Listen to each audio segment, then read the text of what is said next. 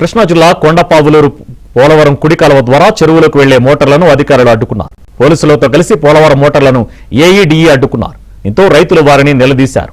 పోలవరం కాలువకు భూములు ఇచ్చిన రైతులకు నీళ్లు ఆపుతారా అంటూ ఆగ్రహం వ్యక్తం చేశారు.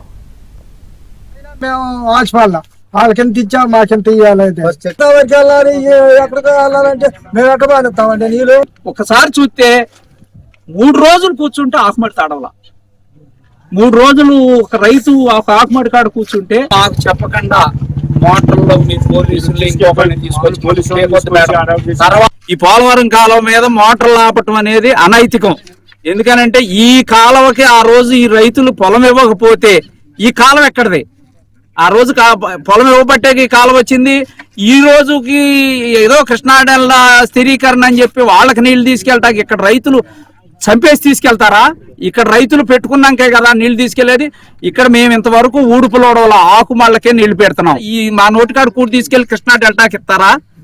మాకు కూడా ఉండాలి కదా, మేము తినాలిగా అన్నాం, ఇక్కడ రైతులు తినాలి కదా. దాన్ని గుర్తుపెట్టి మోటార్లు తీయాలని చెప్పకుండా ఊడుపులోడవద్దని తెలియపరచండి.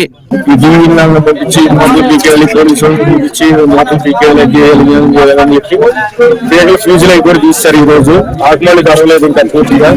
రైతులు ఇబ్బంది పడి వాళ్ళ 200 మంది దాకా రోడ్డు ఎక్కాల్సి వచ్చింది.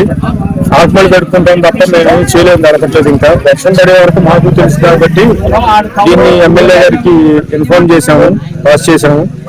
ఎంపీ గారిని అడిగి మాకు నీళ్లు సౌకర్యంగా మోటార్లు చేయించారు.